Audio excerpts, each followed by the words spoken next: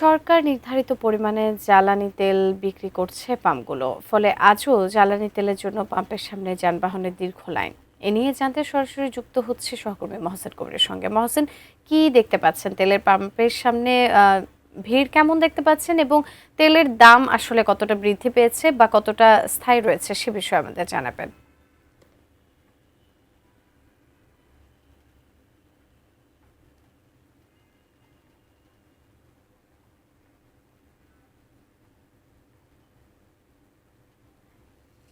এই মুহূর্তে রয়েছে রাজধানীর পরিবাগের একটি পাম্পে এবং জানেন যে গত কয়েকদিন ধরে এই যে তেল, বিশেষ করে জ্বালানি তেলের যে সংকটের আশঙ্কা এবং যে গুজব, সেইটার উপর ভিত্তি করে এক ধরনের যে নৈরাজ্য সৃষ্টি হয়েছিল এবং দীর্ঘ লাইন এই পাম্পগুলোতে জ্বালানি তেল নেওয়ার জন্য, সেই অবস্থা কিন্তু আমরা দেখতে পাচ্ছি। এবং সেই গত বৃহস্পতিবার থেকে গত বৃহস্পতিবার রাত থেকে এই অবস্থা চলছে এবং তারপরে সরকারও একটি নির্ধারিত পরিমাণ করে দিয়েছে যে প্রতিটি মোটর বাইক 2 লিটার করে তেল নিতে পারবেন এবং অন্যান্য যে সকল গাড়ি তারও একটি পরিমাপ দিয়েছে যে প্রাইভেট কারগুলো 10 লিটার করে তেল নিতে পারবে। তো এই যে সরকার রেশনিং করে দেওয়ার পর এই প্রক্রিয়ার মধ্যেই চলছে এই পাম্পগুলোতে তেল দেওয়ার প্রক্রিয়া। তবে রাজধানীর কোনো এলাকায় পাম্পগুলো বন্ধর অবস্থাও দেখছি আমরা। বিশেষ করে সরকারের পক্ষ থেকে কিন্তু বারবার বলা হচ্ছে যে জ্বালানি তেলের কোনো ধরনের সংকট এই মুহূর্তে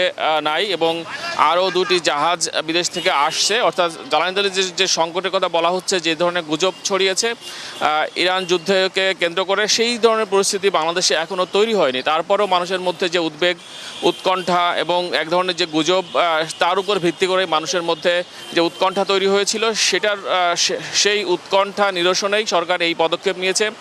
এবং গতকাল আমরা শুনেছিলাম যে পেট্রোল পাম্পগুলোর পক্ষ থেকে প্রতিটি পাম্পে পুলিশের যে নিরাপত্তা সেটি দেওয়ার কথা বলা হয়েছিল সরকারের কাছে।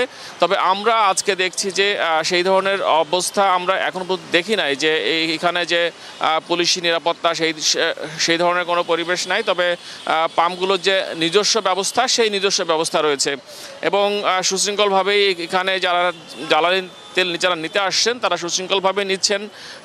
তবে মোটর সাইকেলের দীর্ঘ লাইন এবং প্রাইভেট কারেরও দীর্ঘ লাইন এবং কোনো পাম্পে 1 কিলোমিটারের বেশি লম্বা লাইন হয়ে গেছে এবং 1 ঘন্টা, 1.5 ঘন্টা, 2 ঘন্টা করে মানুষকে অপেক্ষা করতে হচ্ছে।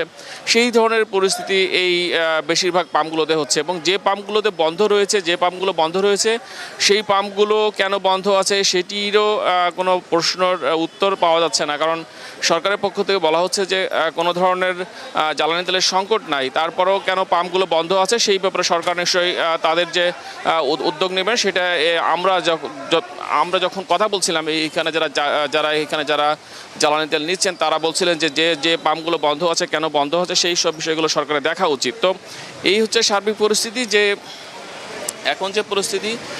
তারপরও যে উদ্বেগ উৎকণ্ঠা মানুষের মধ্যে, সেই উদ্বেগ উৎকণ্ঠা রয়েছেই এবং তারপরও পাম্পগুলো থেকে যে নির্দিষ্ট পরিমাণ সরকারের নির্ধারিত যে পরিমাণ, সেই পরিমাণেই তেল সরবরাহ করা হচ্ছে এবং মানুষের যানবাহনের যে দীর্ঘ লাইন, সেই দীর্ঘ লাইনে মানুষের অপেক্ষা করতে হচ্ছে এবং দুর্ভোগ পোহাতে হচ্ছে।